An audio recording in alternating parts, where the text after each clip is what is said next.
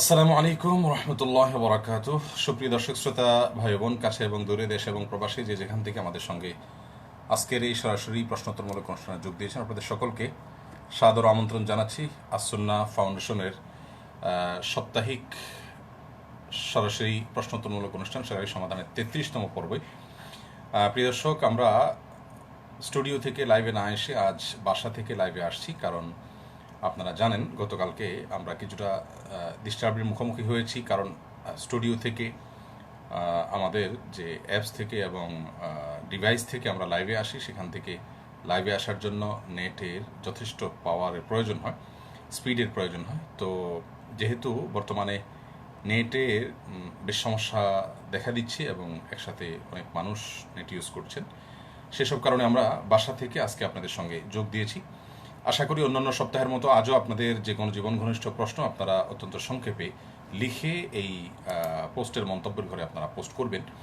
আমরা ইনশাআল্লাহ ধারাবাহিকভাবে আপনাদের প্রশ্নোত্তর দেওয়ার চেষ্টা করব। শুরুতেই করোনা ভাইরাসে আক্রান্ত যে সমস্ত ভাই বোনরা অসুস্থ আছেন সারা বিশ্বব্যাপী, তাদের জন্য রব্বুল আলমিনের কাছে কায়মনো বাক্যে দোয়া করি, আল্লাহ সুবহানাহু ওয়া তাআলা আমাদের সমস্ত ভাই বোনদেরকে শেফায়ে কামেলা আজেলা দান করুন। আমরা যারা এখনও পর্যন্ত সুস্থ আছি, আল্লাহ তাআলা আমাদের সবাইকে সুস্থ অবস্থায় রাখুন। আর যারা খেটে খাওয়া মানুষ, দিনমজুর, অসহায়, গরিব, অভাবী মানুষ এই পরিস্থিতিতে কষ্টে আছেন এবং করোনাগ্রস্ত আছেন, তাদেরও পাশে দাঁড়ানোর আমরা চেষ্টা করি। আপনারা জানেন আসুন্নাহ ফাউন্ডেশন থেকে উদ্যোগ নেওয়া হয়েছে অভাবী মানুষের পাশে দাঁড়ানোর জন্য। ইতিমধ্যে 721টি পরিবারের কাছে নগদ অর্থ সহায়তা পৌঁছে দেওয়া হয়েছে 1500 টাকা করে, এবং আগামীকাল সকাল 8টায় ইনশাআল্লাহ আমরা আসুন্নাহ ফাউন্ডেশনের তরফ থেকে আপনাদেরই দেওয়া আমানত, আপনাদেরই দেওয়া দান, এগুলোকে ইনশাআল্লাহ 500 একান্ত অভাবী পরিবারের কাছে পৌঁছে দেব খিলক্ষেত থানার সহযোগিতায় এবং বাংলাদেশ সেনাবাহিনীর বিশেষ কিছু কর্তা ব্যক্তিদের সহায়তায়। আলহামদুলিল্লাহ, এই 500 ব্যক্তির তালিকা সরাসরি সেনাবাহিনীর সদস্যদের অফিসারদের মধ্য থেকে কয়েকজনই করেছেন, তাদের তত্ত্বাবধানে হয়েছে, যার কারণে আমরা খুবই আস্থা রাখি যে ইনশাআল্লাহ বিদিনিল্লাহ আপনাদের আমানত খুব উপযুক্ত জায়গায় পৌঁছে যাবে। আপনারাও যে যেখানে আছেন, যে পর্যায়ে আছেন, যার যার মতো করে আপনারা সহযোগিতার হাত বাড়াবেন। আপনার পার্শ্ববর্তী, আপনার আশেপাশের, আপনার প্রতিবেশী অথবা জানাশোনা অভাবী গরিব মানুষদের পাশে দাঁড়াবেন। আপনার অধীনস্থ কর্মচারী বা সাধারণ মানুষ যদি কেউ অভাবে থেকে থাকে, তাদেরকে আপনি যাকাতের অর্থ থেকে এই মুহূর্তে সহায়তা করতে পারেন যদি তাদের চলতে অসুবিধা হয়। বিদেশক আর দেরি না করে আমরা করোনা ভাইরাসে আক্রান্ত ভাইদের বোনদের জন্য দোয়ার পাশাপাশি যারা সুস্থ আছি তাদেরকে আল্লাহ যেন সুস্থ এবং নিরাপদ রাখেন, তার পাশাপাশি আমরা অন্যান্য ভাইদের সহযোগিতা এবং যারা অভাবে আছেন তাদের পাশে দাঁড়াবার আহ্বান, জোরালো আহ্বান, উদাত্ত আহ্বান রেখে শুরু করছি আজকে আপনাদের প্রশ্নোত্তর দেওয়ার পালা।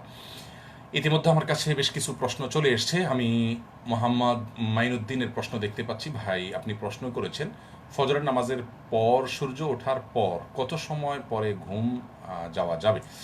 দেখুন, ফজরের নামাজের পর আপনি সাথে সাথে ঘুমোতে পারেন, সরাসরি কোনো নিষেধাজ্ঞা নাই এ বিষয়ে কোন হাদিসে।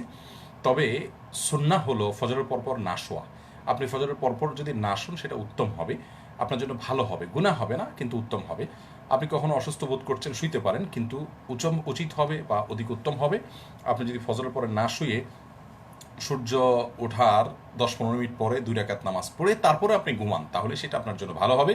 কারণ এর মাধ্যমে আল্লাহ সুবহানাহু ওয়া তাআলা আপনাকে একটি ওমরার সওয়াব দান করবেন, পূর্ণাঙ্গ ওমরার। শাহরুখ হোসেন তন্ময় জানতে চেয়েছেন ভাস্কর্য নির্মাণ করা শিরক কিনা।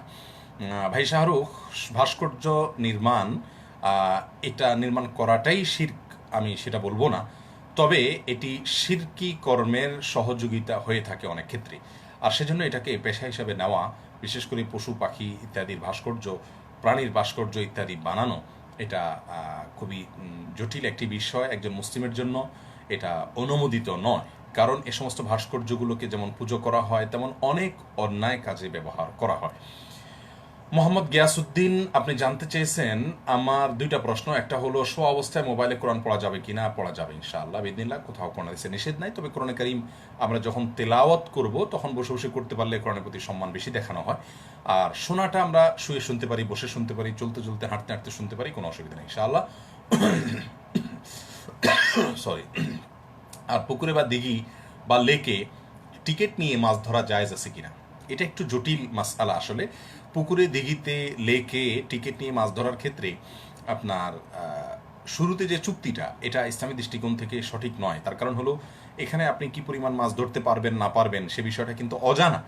আপনি কি পরিমাণ মাছ ধরতে পারবেন সেটা যেরকম অজানা, তেমনিভাবে আপনি হয়তো যে টাকা দিয়েছেন তাতে কম মাছ পাবেন অথবা তার চেয়ে অনেক বেশি মাছ পাবেন, পরিমাণটা নির্ধারিত না। ইসলাম বলে যে কোনো লেনদেনের ক্ষেত্রে জাহালাত বা আপনার কোনো প্রকার অস্পষ্টতা থাকতে পারবে না, বরং সব কিছু স্পষ্ট হতে হবে। এখন আপনি এই যে বড়শিতে মাছ ধরবেন তার জন্য টিকিট কাটলেন, এখানে কিন্তু এক ধরনের স্পষ্টতা থাকে, কিন্তু পরবর্তীতে যখন উভয়ে সন্তুষ্ট চিত্তে মেনে নেন অথবা উভয়ে গ্রহণ করে নেন, আপনি মাছ কম পেয়েছেন তবু আপনি টিকিট টাকা দিয়েছেন, আপনার কোনো দায় দাবি নাই, এবং যিনি লেক বা পুকুর কর্তৃপক্ষ তিনিও, আপনি অনেক বেশি মাছ ধরলে তার কোনো দায় দাবি নাই, এরকম হলে সেক্ষেত্রে এই ফাসাদটা উঠে যায়। অতএব শেষ পর্যন্ত এটি অবৈধ চুক্তি নয়, তবে প্রাথমিকভাবে চুক্তিটা সুন্দর চুক্তি নয়। যাই হোক, এ কে এম আবদুল্লাহ, আপনি জানতে চেয়েছেন সুন্নাত নামাজ না পড়লে কি গুনাহ হবে? সুন্নতে মুআক্কাদা নামাজ না পড়লে গুনাহ হবে। গুনাহ শব্দের অর্থ ক্ষতি। ক্ষতি তো অবশ্যই হবে। যে কাজটি রাসূল করিম সাল্লাল্লাহু আলাইহি সাল্লাম নিয়মিত করেছেন, গুরুত্বের সাথে করেছেন, সব সময় করেছেন, কখনো ছুটে গেলে পরক্ষণে আবার করে দিয়েছেন, সে কাজটি ছেড়ে দেওয়া ক্ষতি ছাড়া আর কি, অবশ্যই ক্ষতি হবে। তবে সেই ক্ষতিটাকে আমরা কবিরা গুনাহ হবে, মহাপাপ হবে, শাস্তিযোগ্য অপরাধ হবে, এরকম ক্ষতি বলতে পারবো না। কারণ সেরকম ক্ষতি বলতে হলে আমাকে প্রমাণ হাজির করতে হবে। নবী আলাইহিস সালাতু ওয়াস সালাম কোনো কাজ নিয়মিত করলেও সেটা যদি সুন্নাহ থাকে, সুন্নতে মুআক্কাদা হয়, তাহলে সেটা তরক করলে গুনাহ বা কবিরা গুনাহ হয় না, তবে ছোট গুনাহ হয়, অর্থাৎ ক্ষতি হয়। বিনা কারণে এটা ছাড়া উচিত না। আমাদের দেশে বেশিরভাগ মানুষ একান্ত আপনার বিপদে ছাড়াও যেমনি সেমনি, একান্ত বিপদ হলেও তিনি ওই সুন্নত নামাজ ছাড়েন না, প্রয়োজনে ফরজ নামাজই পড়বেন না যদি সুন্নত সহ সবগুলো পড়তে না পারেন, এমন একটা অবস্থা। আর এরাবিয়ানদেরকে আমরা দেখেছি ম্যাক্সিমাম ক্ষেত্রেই, ওলামা ইকরাম বাদের সাধারণ মানুষের একটা বড় অংশ, তারা ফরজ নামাজের কোনো গুরুত্ব, ফরজ নামাজের গুরুত্ব তাদের কাছে সুন্নত মুআক্কাদা নামাজের কোনো গুরুত্বই নেই, তারা দৌড়ের উপরে থাকেন, এটা জায়েজ নেই।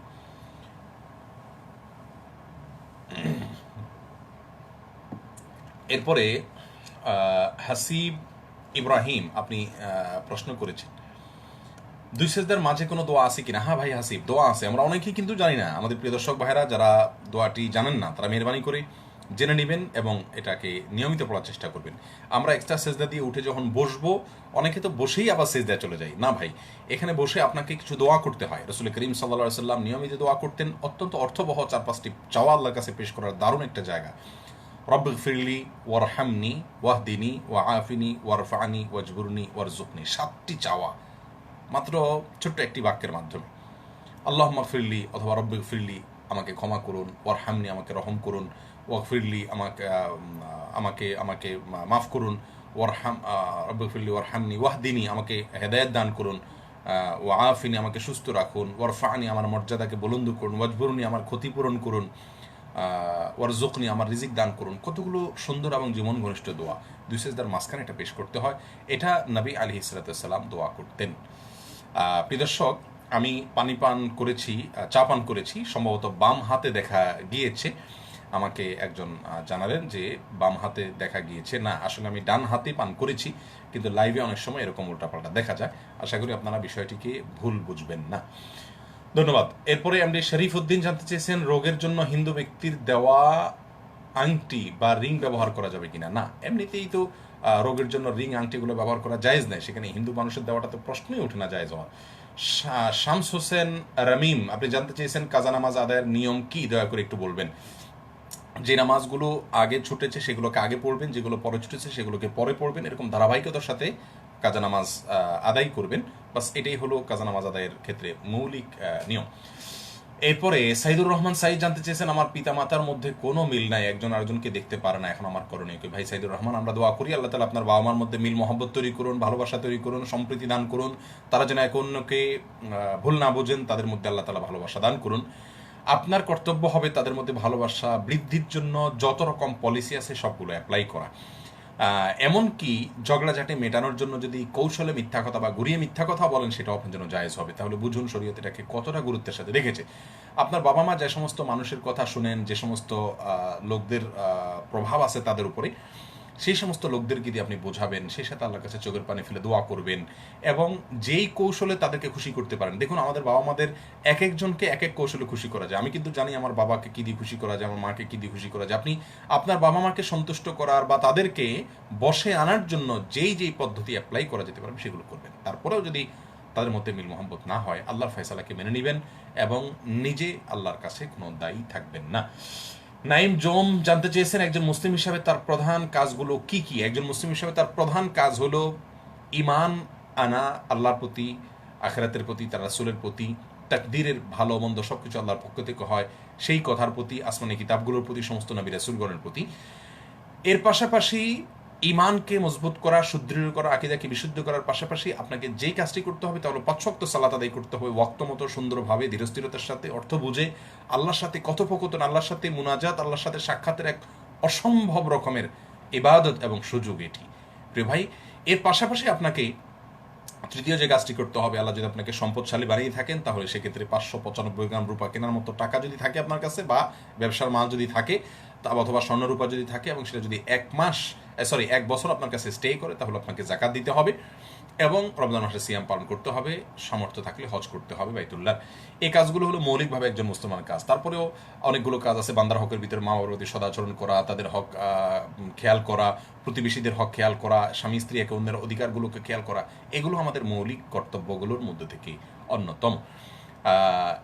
এম কে জুবায়ের ভাই সম্ভবত আপনি প্রশ্ন করেছেন, এম কে জব্বার বিপ্লবী, আপনি জানতেছেন মাস পড়ে নামাজ পড়া যাবে কিনা। ভাই এম এ জব্বার বিপ্লবী, আপনার প্রশ্ন উত্তর হলো মাস পড়ে সালাত আদায় করা যাবে, কোনো সন্দেহ করার কোনো সুযোগ নেই। বিশেষ করে এই পরিস্থিতিতে, সাধারণ অবস্থাতে না, সাধারণ অবস্থাতে মাস্ক নিয়ে আপনি সালাত আদায় করা মাকরুহ হবে, সেটাও হারাম হবে না।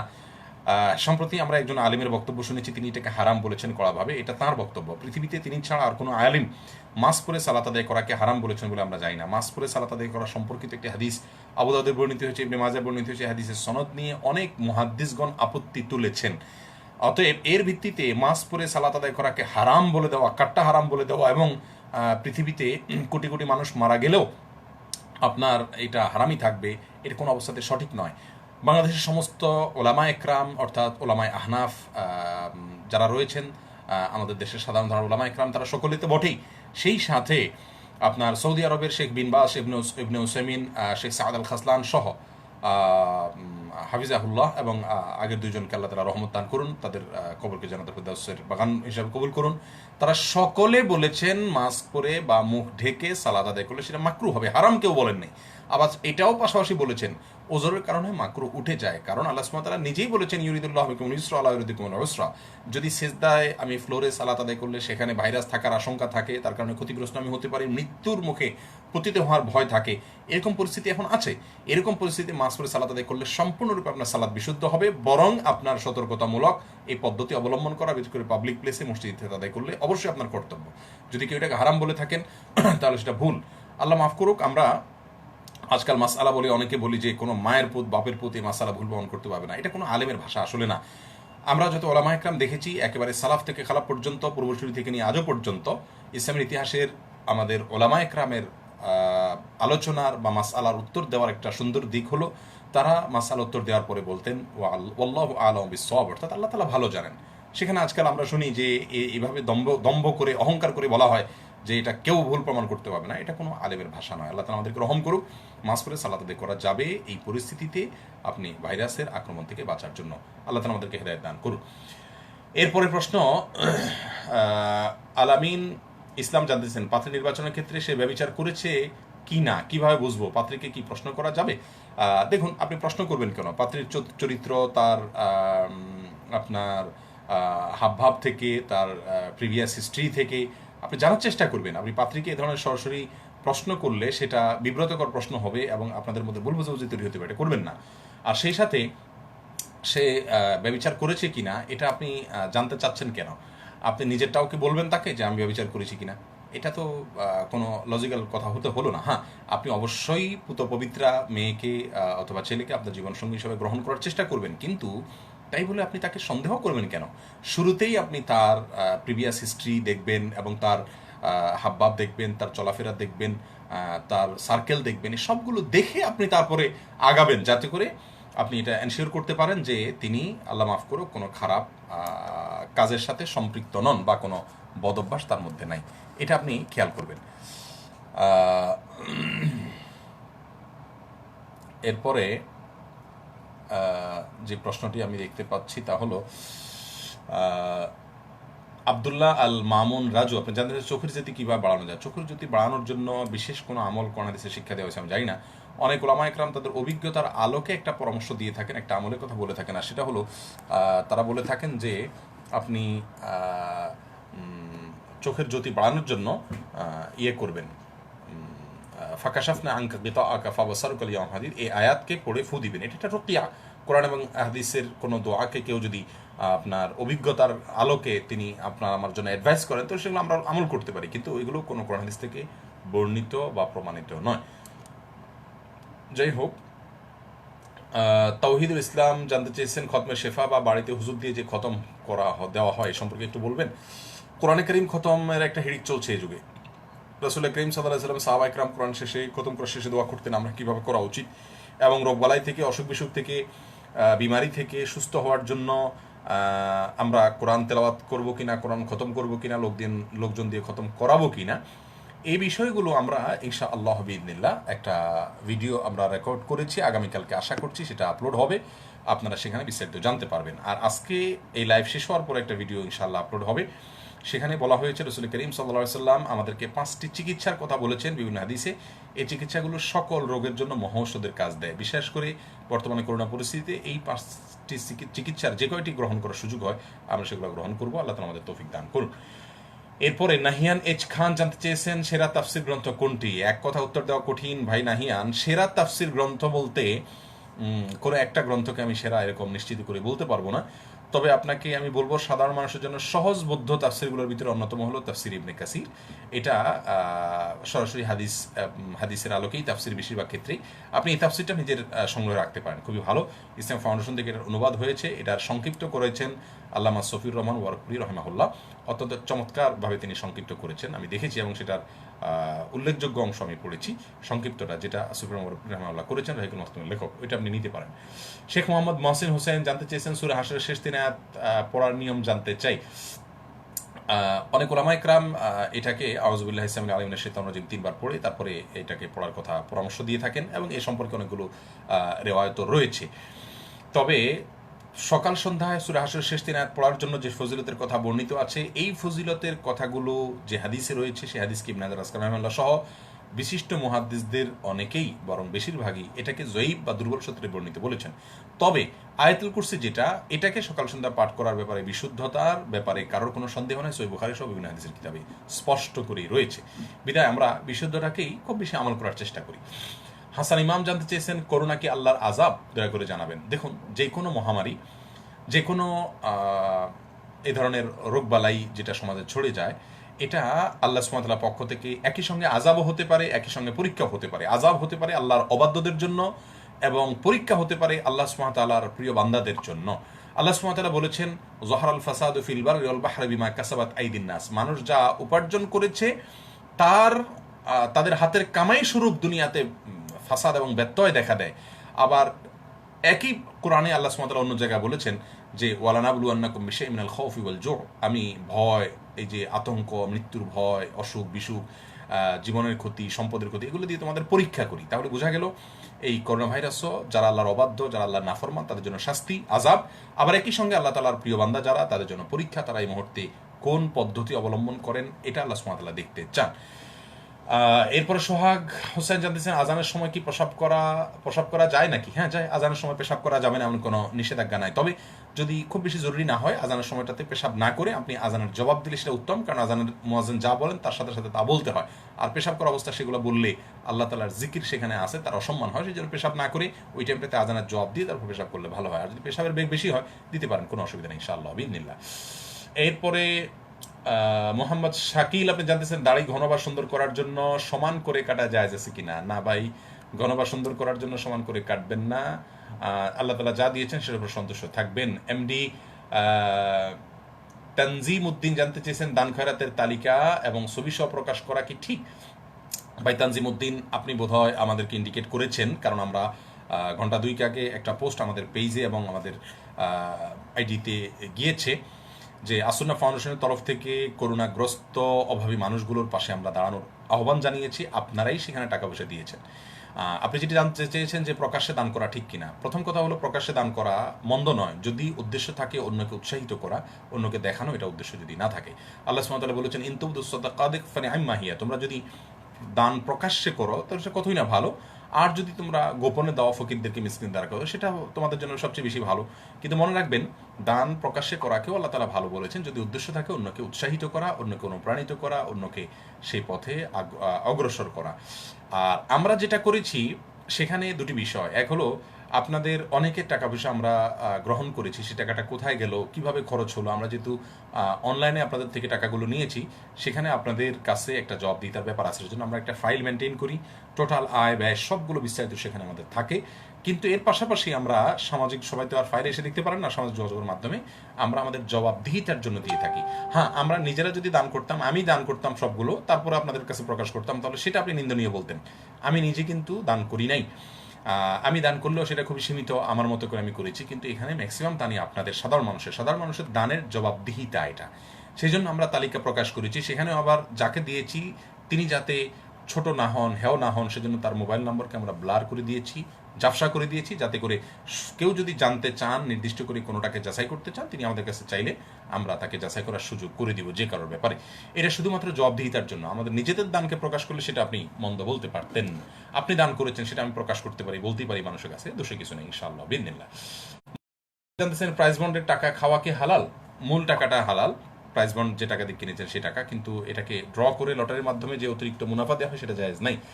এমডি ইউসুফ জানতেছেন মাগরিবের সময় যখন দরজা জানলা খোলা থাকে তখন নাকি ক্ষতি হয়, এটা নিয়ে আপনার কি মত? দরজা জানলা খোলার বিষয় না, এই সময় ছোট বাচ্চা কাচ্চা যেন বাইরে না যায়, শয়তানদের চলাচল এই সময় খুব বেশি বেড়ে যায়, জন্য দরজা জানলা বন্ধ রাখলে ভালো। কিন্তু আপনার এই টাইমটাতে শয়তানের বিচরণ হয়ে থাকে, এই জন্য বাচ্চা কাচ্চাকে এই সময় বাইরে না রাখাই উত্তম। শারমিন ইসলাম জানতেছেন টিভি দেখতে দেখতে জিকির করা যাবে কিনা? টিভিতে আপনি কি দেখছেন এটা হলো বড় জিনিস। যদি হারাম এবং নিষিদ্ধ কোনো কিছু দেখেন তাহলে সেক্ষেত্রে এটা তো গুনাহের কাজ, আল্লাহ তাআলা মাফ করুন আপনাকে, আমাদের সকলের জন্য এটা গুনাহের কাজ। টিভি দেখতে দেখতে জিকির করা মানে হলো আপনি ভালো কাজও করছেন আবার খারাপ কাজও করছেন, একই সঙ্গে দুইটা কাজ কিভাবে চলতে পারে? এই জন্য টিভিতে খারাপ কিছু দেখলে সে অবস্থায় আপনি জিকির করা এটা একরকম তামাশা, আপনি ওষুধ আর বিষ একসাথে খাওয়ার মতো, এটা বাদ দিয়ে তারপর আল্লাহ তাআলা জিকিরের দিকে যাওয়া উচিত। আপনার জিকির মনে মনে আল্লাহর স্মরণ সত্যি হয়ে থাকলে আপনি কিভাবে আল্লাহর নাফরমানি করেন? এরপরের প্রশ্ন, রাফিয়া খাতুন জানতে চেয়েছেন মেয়েরা যদি 250 বা 300 কিলোমিটার দূরে বাবার বাড়িতে বেড়াতে গেলে সালাতের কসর আদায় করবে কিনা? হ্যাঁ, বাবার বাড়িতে মেয়েদের নিজেদের বাড়ি না, যার কারণে সেখানে সালাতে তারা কসর আদায় করবেন, এটা হলো মূল বিধান। তবে বাবার বাড়িতে যদি তারা তাদের নিজস্ব থাকার কোনো ঠিকানা থাকে, নিজস্ব ঘর থাকে, অঢেল সম্পত্তি থাকার কারণে নিজের একটা সেখানে আলাদা নিজের তালাবদ্ধ কক্ষ ইত্যাদি থাকে, তাহলে এটা নিজের একটা ঠিকানার মতো, সেকেন্ড হোমের মতো, থার্ড হোমের মতো, যার কারণে সেখানে আপনি অবস্থায় পুরো সালাত আদায় করবেন। আর যদি এরকম না হয়, আপনি সেখানে মেহমান হিসেবে যাচ্ছেন বাবার বাড়িতে, বেশিরভাগ ক্ষেত্রে আমাদের দেশে এমন হয়ে থাকে, তাহলে সেখানে আপনি কসরের সালাত আদায় করবেন। এরপরে এমডি সাইফুল আপনি জানতে চেয়েছেন শবে বরাত সম্পর্কে কিছু বলুন।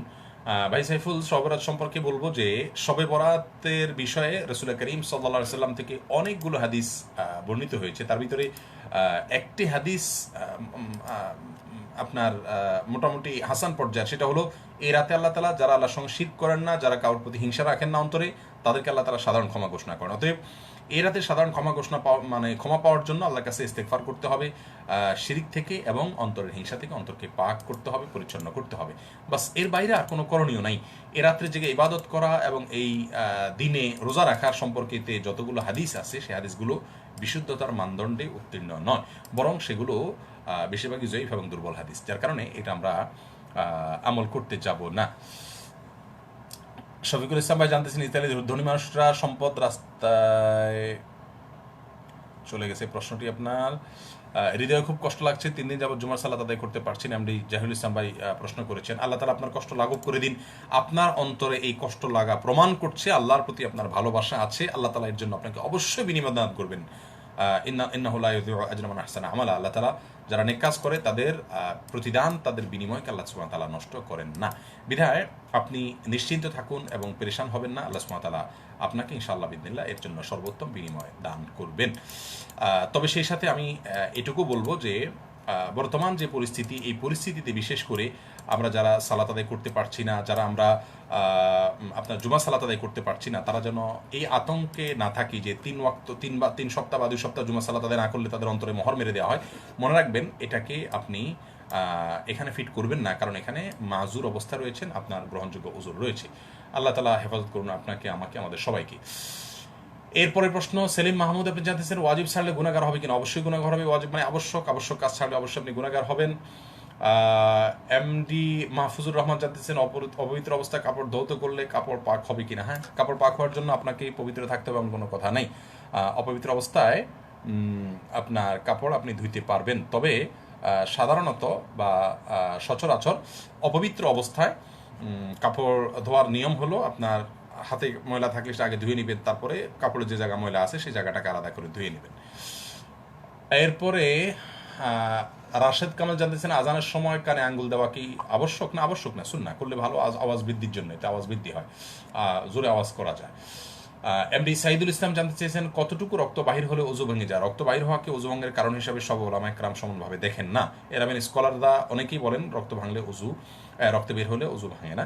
যদিও আমাদের উলামায়ে কেরাম রক্ত বের হলে সেটাকে ওযু ভাঙার কারণ হিসাবে চিহ্নিত করেন, এবং সেই সাথে তারা বলেন যে অল্প রক্ত বের হলে ওযু ভাঙবে না, 1 ফোঁটা বের হলো, গড়িয়ে পড়লো না, এটাতে ওযু ভাঙবে না। যদি গড়িয়ে পড়ে, একটু বেশি হয়, তাহলে তো গড়িয়ে পড়বে, তখন ওযু ভঙ্গ হবে। একাডেমিক মতপার্থক্যের বিষয়, এবং এখানে সবারই মোটামুটি যুক্তি এবং দলিল প্রমাণ কম বেশ রয়েছে। এরপরে যে প্রশ্ন আমি দেখতে পাচ্ছি, ইসলামপ্রিয় মানুষ সালাফি, এই আইডি দেখে আপনি প্রশ্ন করেছেন উত্তম স্ত্রী পাওয়ার দোয়া কি? বিবাহ সহজে হচ্ছে না, কি করব? দেখুন, বিবাহ সহজ হওয়ার জন্য মা বাপকে বিবাহের গুরুত্ব বোঝান, ওলামাদের সাথে তাদের সম্পর্ক করান, ওয়াজগুলো শোনান, যে ওয়াজগুলোতে বিয়ের গুরুত্বের বিষয়ে আলোচনা করা হয়েছে। আর সেই সাথে উত্তম স্ত্রী পাওয়ার জন্য সূরা ফুরকানের ৭৪ নম্বর আয়াতে শেষ অংশ রব্বানা হাবলানা মিনাজ ওয়াজিনা, এখান থেকে দোয়াটা পড়েন বেশি বেশি করে। নিজে ভালো মানুষ হন, সাধারণভাবে আল্লাহর কাছে দোয়া করেন, ইনশাআল্লাহ আল্লাহ তাআলা উত্তম জীবন সঙ্গী আপনাকে মিলাবে। আমরা দোয়া করি আপনার জন্য। মাইনুদ্দিন মাইন জানতে চাচ্ছেন হস্তমৈথুন পর্নোগ্রাফি থেকে কিভাবে বেঁচে থাকবো? এটার থেকে বেঁচে থাকার সবচেয়ে বড় উপায় হলো নিঃসঙ্গতা ত্যাগ করা। একাকী থাকবেন না, অন্যদের মধ্যে থাকবেন। বিশেষ করে ভালো মানুষ যারা, সৎ মানুষ যারা, এই সমস্ত অপকর্মতে বেঁচে থাকে, তাদের সান্নিধ্যে থাকবেন, তাদের সাথে উঠা বসা করবেন। ওয়াকুনু মা'আস সাদিকিন আয়াতের উপর আমল করবেন। আল্লাহ তাআলা ইনশাআল্লাহ গুনাহ থেকে বেঁচে থাকার তৌফিক দান করবেন। আপনার নির্জনতা এই ধরনের গুনাহগুলোর জন্য সবচেয়ে বেশি দায়ী। অতএব নির্জনতা কখনো অবলম্বন করবেন না, সবসময় চেষ্টা করবেন কোনো না কোনো মানুষের মধ্যে থাকার জন্য। আল্লাহ তাআলা তৌফিক দান করুন।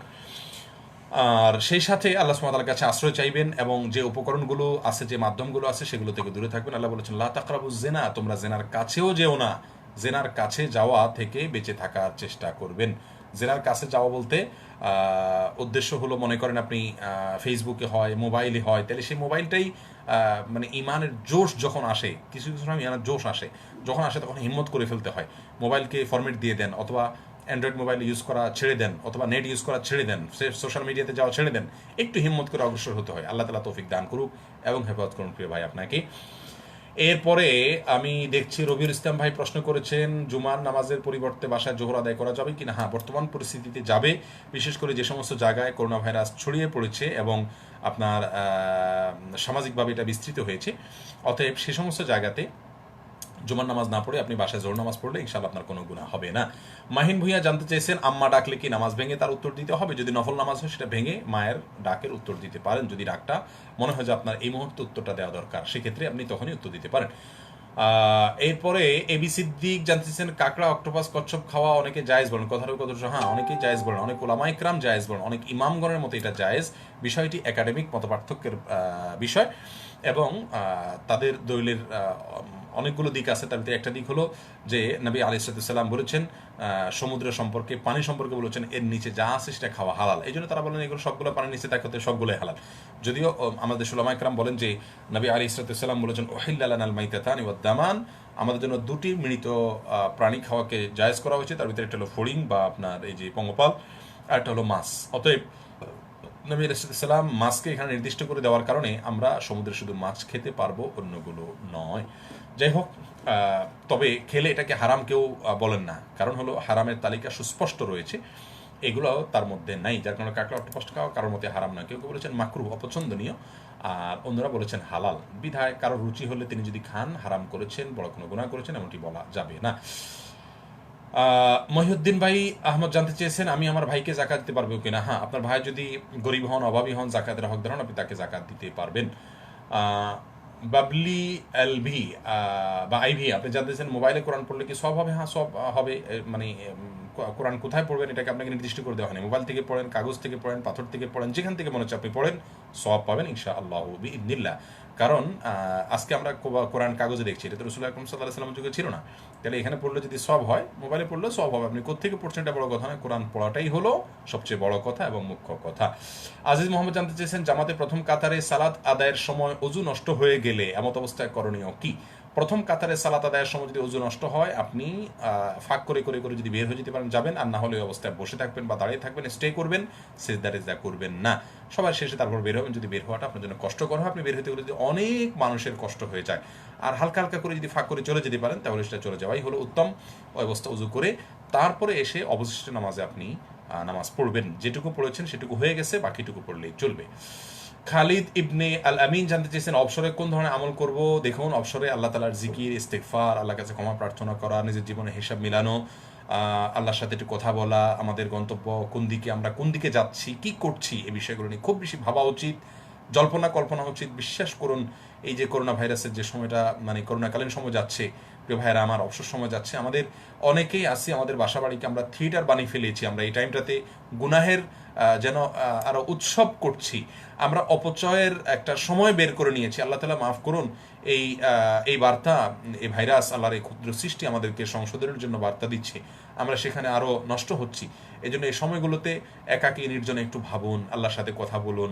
আমরা যদি এই ভাইরাসে মৃত্যুবরণ করি, আমরা তাহলে আল্লাহর সামনে কি নিয়ে দাঁড়াবো? আমার যা দাঁড়ানোর মতো কি আছে?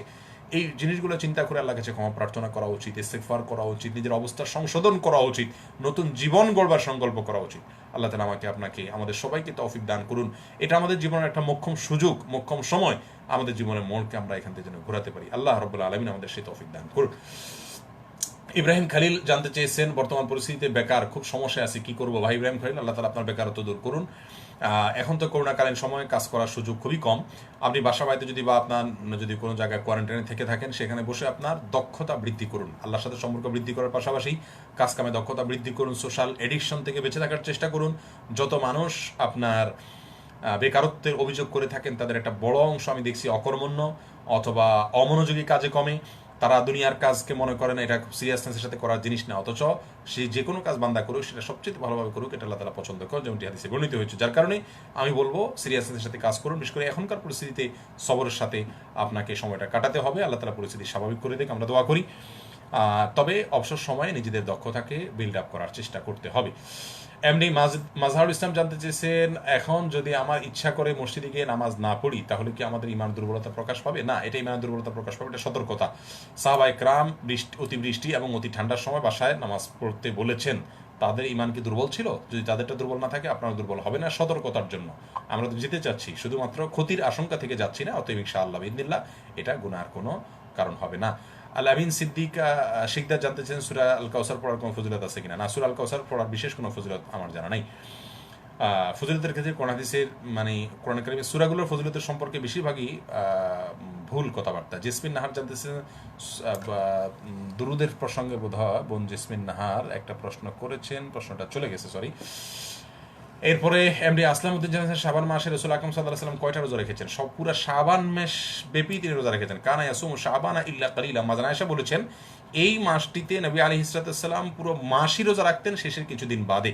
যার কারণে এই মাসে যত বেশি সম্ভব রোজা রাখবেন। প্রিয় দর্শক, আমি নিজে রাখার চেষ্টা করছি, আপনাদেরকে অনুরোধ করব যে শাবান মাসে অন্তত সোম, বৃহস্পতিবার এবং 13, 14, 15 চন্দ্র মাসের এবং সেই সাথে শাবান মাসের প্রথম অর্ধ অন্তত যত বেশি সংখ্যক, বিশেষ করে আমরা এখন অবসর আছি, বাসা বাড়িতে অবস্থান করছি বেশিরভাগ মানুষ, এই অবস্থায় বিশেষ রোজা রাখবেন। এবং যদি কষ্ট হয় কথার কথা, তাহলে রাতে বেশি করে জাগবেন, রাতে কাজগুলো সেরে নেবেন, রান্না বাড়া অন্যান্য সব কাজ, আর দিনের বেলা দরকার হলে ঘুমাবেন, তারপরেও রোজা রাখবেন। আল্লাহ তৌফিক দান করুক। বেশি বেশি এই মাসে রোজা বেশি বেশি রাখা, কোনো সংখ্যা নির্দিষ্ট নাই। আনিকুর আনিকা ইসলাম জানতে চেয়েছেন, বাচ্চাকে দুধ খাওয়ালে কি আবার অজু করতে হবে? না বোন আনিকা, বাচ্চাকে দুধ খাওয়ালে এটা অজু ভঙ্গের কোনো কারণ নয়, পুনরায় অজু করতে হবে না। অব্র নীলা আপনি জানতে চেয়েছেন, আমি 8 মাসে অন্তঃসত্ত্বা, আমি নামাজ পড়তে খুব কষ্ট হয়, তাই বসে নামাজ পড়ি আর সংক্ষেপে নামাজ আদায় করি, আমার নামাজ কতটুকু কবুল হবে? জীবন, আপনার জন্য এটা অবশ্যই অবকাশ রয়েছে। যদি আপনি রুকু সিজদা করতে অসুবিধা হয়, তাহলে বসে আপনি রুকু সিজদা ইশারায় করবেন, তাইলে চলবে। দাঁড়াতে যদি অসুবিধা হয়, তাহলে বসে বসে আপনি সালাত আদায় করবেন। আল্লাহ সুবহানাহু ওয়া তাআলা আপনাকে বাধ্য করেননি আপনার সাধ্যের বাইরে গিয়ে আপনাকে ইবাদতবন্দি করতে। লা ইয়াকাল্লিফুল্লাহু নাফসান ইল্লা উসআহা, আল্লাহ তাআলা কাউকে সাধ্যের বাইরে ইবাদত করতে বলেন না, অতএব আপনি সাধ্যের বাইরে ইবাদত করার প্রয়োজন নাই। ইব্রাহিম খলিল জানতেছেন, বর্তমান পরিস্থিতি বেকার, আপনার প্রশ্ন উত্তর দিয়েছি।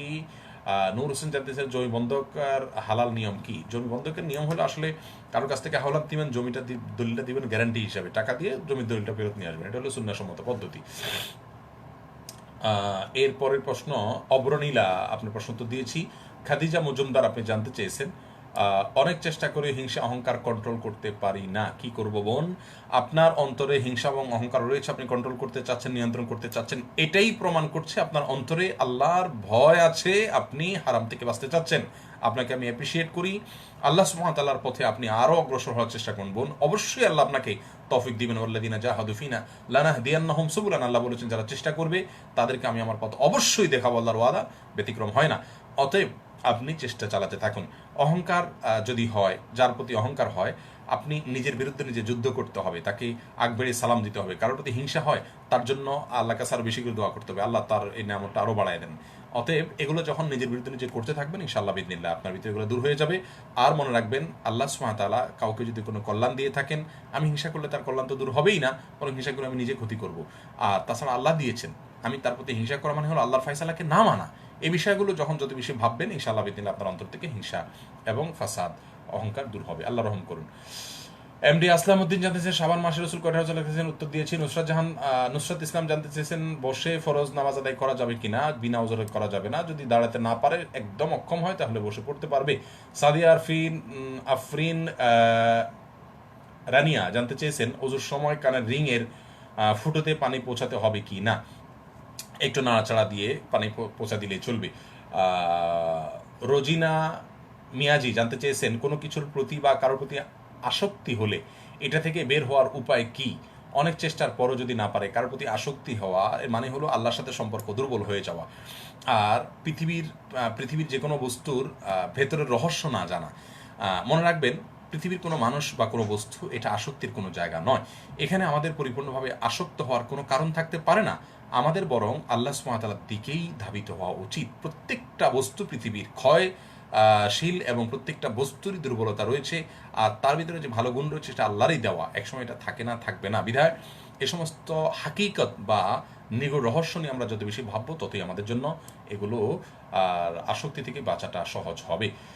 এরপরে শোভাত সাবরিন জানতেছেন, দুনিয়াকে কতটুকু গুরুত্ব দেওয়া উচিত? দেখুন, দুনিয়াকে গুরুত্ব দিবেন, দুনিয়া ছাড়া আমাদের চলা যাবে না, সেজন্য দুনিয়াকে আমরা নিয়েই চলবো, কিন্তু দুনিয়াকে ভেতরে আমরা ঢুকাবো না। নৌকা পানির উপরে চলতে হয়, পানি ছাড়া নৌকা চলে না, সেজন্য নৌকা অবশ্যই পানির খোঁজ করবে, পানির মধ্যে থাকার চেষ্টা করবে, কিন্তু পানিকে নিজের ভেতরে ঢুকায় ফেললে নৌকা কিন্তু ডুবে যায়। দুনিয়া আমাদের লাগবে পৃথিবীতে চলতে গেলে, সেজন্য আমরা দুনিয়া রাখবো, দুনিয়ার সাথে সম্পর্ক রাখবো, কিন্তু দুনিয়াকে আমাদের অন্তরের ভেতরে যদি জায়গা দিয়ে দিই, তাহলে সেটা কিন্তু অত্যন্ত ক্ষতিকর হবে, আমাদেরকে ডুবিয়ে দিবে, আমাদেরকে ধ্বংস করে দিবে। সেজন্য দুনিয়াকে যতটুকু প্রয়োজন শুধু ততটুকুই আমরা ব্যবহার করব। জোহদ বা আপনার দুনিয়া বিমুখতার শিক্ষা আমাদেরকে রাসূল করিম সাল্লাল্লাহু আলাইহি ওয়াসাল্লাম দিয়েছেন। দুনিয়ার হাকিকত যত বেশি আমরা বুঝতে পারবো, তত বেশি দুনিয়ার আকর্ষণ এবং আসক্তি থেকে আমরা বাঁচতে পারবো। মাহফুজুর রহমান জানতে চেয়েছেন, গরু ছাগলের কৃত্রিম প্রজনন কি ইসলামে জায়েজ আছে? আমি পরিপূর্ণ পদ্ধতি সম্পর্কে অকিফাল নই, যার কারণে পরিপূর্ণ বলতে পারছি না, তবে আপাত দৃষ্টিতে না জায়েজ হওয়ার কোনো কারণ দেখছি না। আল্লাহু আ'লাম বিসওয়াব। এরপরে নজরুল শুভ জানতে চেয়েছেন, ভুলে বাসের ভাড়া দেওয়া হয়নি, কি করণীয়? আল্লাহ মাফ করুন, ওই বাস যদি আপনি খুঁজে পান, টিকিট কেটে ছিঁড়ে ফেলে দিবেন, বাসের মালিকের কাছে টাকা কাটা চলে যাবে। আর যদি সেই সুযোগ না থাকে, তাহলে সেক্ষেত্রে তার পক্ষ থেকে সমপরিমাণ টাকা মালিকের পক্ষ থেকে দান করে দিবেন, কোনো গরিব দুঃখীকে আদায় হয়ে যাবে ইনশাআল্লাহ আপনার দায়। এরপরে প্রশ্ন করেছেন শারনীল নিশা জানতে চেয়েছেন, আমি গত 2 দিন ধরে জানতে চাচ্ছি আর 5 ওয়াক্ত নামাজের নিয়ম জানতে চাচ্ছি। 5 ওয়াক্ত নামাজের নিয়ম তো বোন আমি সংক্ষিপ্ত পরিসরে আপনাকে বলতে পারবো না। ফজরের সালাত 2 রাকাত ফরজ পড়বেন, তার আগে 2 রাকাত সুন্নত পড়বেন। জোহরের সালাত আগে 4 রাকাত সুন্নত, তারপর 4 রাকাত ফরজ, তারপর 2 রাকাত সুন্নত পড়বেন। আসরের সালাত 4 রাকাত পড়বেন। মাগরিবের সালাত 3 রাকাত পড়বেন ফরজ, তারপর 2 রাকাত সুন্নত পড়বেন। এশার সালাত 4 রাকাত ফরজ পড়বেন, তারপর 2 রাকাত সুন্নত পড়বেন, এরপর 3 রাকাত বিতর পড়বেন। এগুলো আপনার সারাদিনের সালাত। পদ্ধতি কি হবে আমি তো এই সংক্ষিপ্ত ভাষণ আপনাকে বলতে পারবো না। অনেকগুলো আলোচনা, অথেন্টিক আলোচনা, যেগুলো কোরআন হাদিসের রেফারেন্স ভিত্তিতে এবং ফিকহের কিতাবের রেফারেন্সের ভিত্তিতে ওলামা ইকরাম বলেছেন, সেগুলোকে আপনি ফলো করতে পারেন। সালাতের জন্য অনেকগুলো বই আছে, সেই বইগুলো আপনি কিনতে পারেন। আব্দুল্লাহ জাহাঙ্গীর রহমাহুল্লাহর বই আছে, সেটাও আপনি নিতে পারেন। এরপরে জাহিরুল ইসলাম সজীব জানতে চেয়েছেন, ঘরে বাচ্চাদের পুতুল পায়খানা করার জন্য পট, পুতুলের মাথা এসব থাকলে নামাজ পড়লে নামাজ হবে কিনা। পুতুলের মাথা যেটা থাকে পটের মধ্যে প্লাস্টিকের, আমি দেখেছি, এটা স্পষ্ট করে পুতুলের তেমন কোনো অবয়ব থাকে না আসলে, শুধু একটু মুখ আর কান টান এরকম কিছু বোঝা যায়। এটাতে অসুবিধা নেই ইনশাআল্লাহ বিদিনিল্লাহ। আর যদি স্পষ্ট সব কিছু বোঝা যায় তাহলে সেক্ষেত্রে সেটা অবশ্যই বর্জন করতে হবে, এটা কেনা যাবে না। আর অন্যান্য পুতুল যদি খুব সম্মানজনকভাবে শোকচিত্রাতে রাখা হয় তাহলে সেখানে রহমতের ফেরেশতা প্রবেশ করবেন না এবং এটা গুনাহের কাজ হবে। আর এমনি যদি অপমানজনক অবস্থায় বাচ্চাদের খেলনা হিসাবে পড়ে থাকে তাহলে অসুবিধা নাই, কারণ সাহাবীদের ভিতরে আম্মা আয়েশা রাদিয়াল্লাহু তাআলা আনহা পুতুল নিয়ে খেলেছেন, রাসূল আকরাম সাল্লাল্লাহু আলাইহি ওয়াসাল্লাম দেখেছেন, নিষেধ করেননি এবং আরও একাধিক সাহাবীর সঙ্গে তিনি একই আচরণ করেছেন। এজন্য বাচ্চাদের খেলনা হিসাবে ওটা মাটিতে নিচে বা চোখের নিচে, ঘাটের নিচে পড়ে আসে অসম্মানজনক অবস্থাতে, ওটাকে আপনি বিশেষভাবে পূজনীয় স্থানে রাখেননি, তাহলে অসুবিধা নেই ইনশাআল্লাহ বিইذনিল্লাহ। ইয়াকুব আলী জানতে চেয়েছেন, হাদিসের প্রকারভেদ কে আবিষ্কার করলো তার সংক্ষিপ্ত বিবরণ দিবেন। দেখুন, হাদিস শাস্ত্রের প্রাণপুরুষণ ইবনে শিহাব আজ-জুহরি রাহিমাহুল্লাহ, তাকে বলা হয়ে থাকে মুদাউবিনু উলুমিল হাদিস, বা হাদিসকে শাস্ত্র আকারে রূপ দেওয়ার রূপকার ছিলেন তিনি। তার পরবর্তীতে শুরুটা তিনি করেছেন, এরপরে এটাকে বিভিন্নভাবে সমৃদ্ধ করেছেন মুহাদ্দিসিন একরাম, ইমাম বুখারী রাহিমাহুল্লাহ, তার আগে পরে অন্যান্য ওলামা একরাম, অন্যান্য ইমামগণ। তাদের বিস্তারিত হিস্ট্রি আমরা এই সংক্ষিপ্ত পরিসরে বলতে পারবো না, আর সবগুলো আমার এই মুহূর্তে যে মুখস্থ আছে তাও নয়। ফখরুল ইসলাম জানতে চেয়েছেন, জাকাত আদায় করা সম্পর্কে বলবেন প্লিজ। জাকাত আদায় করা ফরজ। যদি আপনার 595 গ্রাম রূপা কেনার মতো টাকা থাকে, সেটা যদি 1 বছর স্টে করে, অথবা ব্যবসার মাল থাকে, অথবা স্বর্ণরূপা থাকে, আপনি সেটা জাকাত দিবেন শতকরা 2.5% হারে বছরে। স্বর্ণরূপা থাকলে, ব্যবসার মাল থাকলে, ওটা বিক্রয় যে মূল্য আছে এটা ধার্য করে ধরে সেখান থেকে যা সম্পদ আছে পুরোটার প্রত্যেকটারই শতকরা 2.5% আপনি বের করে নিয়ে তারপরে গরিব অভাবী লোকদেরকে, যারা চলতে ফিরতে পারেন না, কষ্ট হয়, তাদেরকে দিয়ে দিবেন। জাহিরুল ইসলাম সজীবের প্রশ্নের উত্তর দিয়েছি, একবারের উত্তর দিয়েছি। তাওহীদ ফেরদাউস জানতেছেন, কবিতা লেখা ও অন্যান্য লেখালেখি নিয়ে ইসলামের বিধান কি। লেখালেখি করা ইসলামে নিষিদ্ধ কোনো বিষয় না। কবিতাগুলি ভালো কবিতা চর্চা করে কেউ, সেটাও নিষেধ নয়। হাসান ইবনে সাবিত রাদিয়াল্লাহু তাআলা সাহাবীদের ভিতরে কবি ছিলেন, আর অনেক কবি ছিলেন। রাসূল করিম সাল্লাল্লাহু আলাইহি ওয়াসাল্লামের বিরুদ্ধে যখন কাফেররা হুজু করতো, অর্থাৎ তার নিন্দাবাদ করতো বিভিন্ন কবিতা দিয়ে, তখন এসব সাহাবীরা সেগুলোর জবাব দিয়েছেন, যার কারণে কবিতাকে আপনি কোন কাজে ইউজ করছেন সেটা হলো মুখ্য বিষয়। আপনি যদি ভালো কাজে কবিতা ব্যবহার করেন তাহলে সেক্ষেত্রে সেটা নিন্দনীয় নয়, সেটা বরং প্রশংসনীয় হবে। আর কোরআন কারীমে যে আল্লাহ বলেছেন ওয়াশ-শুআরাউ ইয়াত্তাবিউহুমুল গাবুন, আর কবিরা তাদের অনুসরণ করে পথভ্রষ্টরা, এটা হলো সচরাচর সে যুগের যে কালচার ছিল সেটার কথা বলা হয়েছে। বর্তমান যুগেও এই কালচার আমরা দেখি সচরাচর বা বেশিরভাগ ক্ষেত্রে দেখা যায়, কিন্তু যারা ভালো কাজ করেন অথবা আপনার ভালো কথা চর্চা করেন কবিতার মাধ্যমে, তাদের এটা দোষের কোনো কিছু নেই। এরপরে সাইফুল ইসলাম মামুন জানতেছেন, হায়াত ও মৌত কি নির্ধারিত। হায়াত মৌত অবশ্যই নির্ধারিত। আল্লাহ সুবহানাহু ওয়া তাআলা বলেছেন, ফাইদা জা আজালুহুম লা ইস্তাখিরুনা সাআতান ওয়া লা ইস্তাকদিমুন। প্রত্যেকের সময়সীমা নির্ধারণ করে দেওয়া আছে, যখন তার সময় আসবে তখন একটু আগেও হবে না, একটু পিছেও হবে না। এরপরে মিজানুর রহমান অর্ণব জানতে চেয়েছেন, না জেনে জেনা করলে এখন কি করতে পারি। আল্লাহর কাছে লজ্জিত হয়ে মাপ চাইতে হবে, জীবনে আর কখনো করবেন না, জেনার ধারে কাছেও যাবেন না, সে মর্মে সংকল্প করতে হবে। আপনি নিজ হাতে নিজের ভুলে নিজের ভাইকে, নিজের মাকে, নিজের বাবাকে, প্রিয় মানুষকে খুন করলে আপনি কতটা আপনি আপনি আক্ষেপ করবেন, কতটা আপনি লজ্জিত হবেন, কতটা আপনার ভিতরে অপরাধ বোধ কাজ করবে। আপনি সেই রকম মানসিকতা আপনার ভিতরে যদি চলে আসে, আল্লাহ তাআলা মাফ করবেন ইনশাআল্লাহ বিইذনিল্লাহ। রাজিদুল ইসলাম জানতে চেয়েছেন, কোনো বিষয় মন খারাপ হলে ইসলামের দৃষ্টিতে কি করব। কোনো বিষয় যদি মন খারাপ হয় আপনার, সেটা যদি দুনিয়াবি কোনো বিষয়কে হারানোর কারণে মন খারাপ হয়, তাহলে সেক্ষেত্রে আল্লাহর ফয়সালা, এর মধ্যে আপনার জন্য কোনো কল্যাণ আছে সেটা চিন্তা করবেন, আশা করি আপনার মন ভালো হবে ইনশাআল্লাহ। আর যদি কেউ আপনার সাথে দুর্ব্যবহার করে, খারাপ কিছু করে, তাহলে আপনি সবর করলে তার বিনিময়ে আল্লাহ তাআলা দিবেন, সেটাও চিন্তা করবেন। এর ভিত্তিতে এর উপর তখন আল্লাহ তাআলা আপনার মনটা দেখবেন ভালো করে দিয়েছেন। ফারাবি হাসান জুয়েল জানতে চেয়েছেন, ঘরে যে ছবি চলে গেছে স্বাস্থ্য বিমা জায়েজ কিনা। একজন জানতে চেয়েছেন, বিমার যে প্রচলিত ফরম্যাটগুলো রয়েছে তার একটাও আসলে জায়েজ নাই, এগুলাকে পৃথিবীর প্রায় সব উলামায়ে কেরামই নিষেধ বলেন। শেষ বিকালে কবিতা আইডি থেকে প্রশ্ন করেছেন, নিজের স্ত্রীকে জান, ময়না, কলিজা এগুলো বলা যাবে কিনা? অবশ্যই বলা যাবে। নিজের স্ত্রীকে জান, ময়না, কলিজা সবই বলতে পারবেন, অথচ আপনার স্ত্রী আপনার জান না, আপনার প্রাণ না, এটা এক ধরনের মিথ্যা কথাই। কিন্তু এই মিথ্যা কথা বলা জায়েজ আছে, অর্থাৎ এ ধরনের মিথ্যা কথা বলা জায়েজ আছে যেটা আসলে রূপক অর্থে বলা হয়েছে, প্রকৃত অর্থে বলা হয়নি। স্ত্রীকে খুশি করার জন্য এ ধরনের কথা বলা শুধু জায়েজ নয়, বরং এগুলো প্রশংসনীয়। এরপরে প্রশ্ন করেছেন এমডি সোহেল খান, জানতে চাইছেন, আমার বউ আমাকে ডিভোর্সের কাগজ পাঠাইছে, এখন আমি কি তাকে আনতে পারবো? আপনার বউ আপনাকে ডিভোর্সের কাগজ পাঠাইছে, কাগজে কি লেখছে এটা হলো প্রথম দেখার বিষয়। আর আপনাদের কাবিননামাতে তাকে অর্পিত তালাকের যে কথা কাবিননামা 18 নম্বর কলামে লেখা আছে, সেটা আপনার আগদের পরে সে কাবিননামে আপনারা সই করেছেন কিনা সেটা দেখতে হবে, তারপরে আপনার এই বিষয়ে ডিসিশন দেওয়া যাবে। এবং কাবিননামায় কিছু শর্ত সাপেক্ষে তাকে তালাকের পাওয়ার দেওয়া হয়েছে, সেই শর্তগুলো পাওয়া গেছে কিনা, সেগুলোর ভিত্তিতে তিনি তালাকের ক্ষমতা প্রয়োগ করেছেন কিনা, এবং করলে তার ভাষা কি ছিল, এই সবগুলো বিষয়ের উপরে ডিপেন্ড করবে আপনার এই মাসআলার উত্তর। যার কারণে তালাকের মাসআলা এভাবে এক কথায় ইয়েস অর নট দিয়ে উত্তর দেওয়া কঠিন। এরপরে শামীমি ইসলাম সেতু, আপনি প্রশ্ন করেছেন সালাতুত তাসবিহ নামাজ পড়া যাবে কিনা, দয়া করে জানাবেন। সালাতুত তাসবিহ নামাজ ইমাম নবী রাহমাতুল্লাহ সহ অনেক বড় ইমামরা পড়ার কথা বলেছেন, কিন্তু এই সম্পর্কে যে হাদিসটা রয়েছে রাসূল করিম সাল্লাল্লাহু আলাইহি ওয়াসাল্লাম আপন চাচাকে শিক্ষা দিয়েছেন মর্মে, সেটা বিশুদ্ধতার মানদণ্ডে উত্তীর্ণ নয়। 300 বার সুবহানাল্লাহ, আলহামদুলিল্লাহ, ওয়া লা ইলাহা ইল্লাল্লাহ, আল্লাহু আকবার এই দোয়া পড়ার কথা যে সালাতের মধ্যে রয়েছে, সালাত তাসবিহ বলে বলা হয়ে থাকে। এই সালাত তাসবিহ বিশুদ্ধ হাদিস দ্বারা প্রমাণিত হয় না, তবে ওলামা ইকরামের অনেকেই এটাকে ফজিলতের ক্ষেত্রে এর জোহফটাকে কেউ কেউ কাবিলে তাহাম্মুল বা আপনার হয়তো এটাকে মোটামুটি চলে এই টাইপের মনে করেছেন, সেজন্য অনেক ইমামগণ এটাকে পড়ার কথা বলেছেন, যদিও বিশুদ্ধ হাদিস দ্বারা এটি প্রমাণিত নয়। এরপরে জাহিরুল ইসলাম জানতে চেয়েছেন, অমুসলিমের কোনো উপহার কি নেওয়া যাবে? যাবে, কোনো অসুবিধা নেই, হারাম কিছু না দিলেই হলো। মানিক খান বিনি জানতে চেয়েছেন, আমার নামাজ পড়ার মন চায় কিন্তু আমি নামাজ পড়তে পারি না। ভাই মানিক খান, নামাজ না পড়লে আপনার ইসলাম থাকবে না, আপনি মুসলমানের খাতায় নাম থাকবে না। যদি আপনি সালাত ইচ্ছাকৃতভাবে সব সময়ের জন্য ত্যাগ করেন, তাহলে সেক্ষেত্রে আপনার ইসলামই থাকবে না। আর যদি ইচ্ছাকৃত আপনি সালাত ত্যাগ করেন, তাহলে সেক্ষেত্রে আপনার এই সালাতের কারণে আপনি আল্লাহর কাছে পাকড়াও হবেন, এই সালাত দিয়ে আপনি আল্লাহর কাছ থেকে মুক্তি পারবেন না। এই জন্য ভাই আমার, আল্লাহর কাছে আপনার তওবা করা উচিত এবং সালাতের গুরুত্ব বোঝা উচিত। মনে রাখবেন, সালাত না পড়লে এরপর নিজেকে মুসলমান দাবি করার কোনো নৈতিক অধিকার থাকে না। এবং সালাত বিষয়ে আমাদের 1 ঘন্টার একটা আলোচনা আমাদের আসুন্নাহ ফাউন্ডেশন লিখে দিলে ইউটিউবে আমাদের যে চ্যানেল আসবে, ইউটিউব চ্যানেল, সেখানে আছে। আপনি হয়তো বিগত 20-50টা পেছনের ভিডিও দেখলে আপনি এর মধ্যে পেয়ে যাবেন। সালাতের ওই আলোচনাটা শুনলে আশা করি আপনার ভিতরে সালাত পড়ার প্রতি আগ্রহ তৈরি হবে ইনশাআল্লাহ বিইذনিল্লাহ।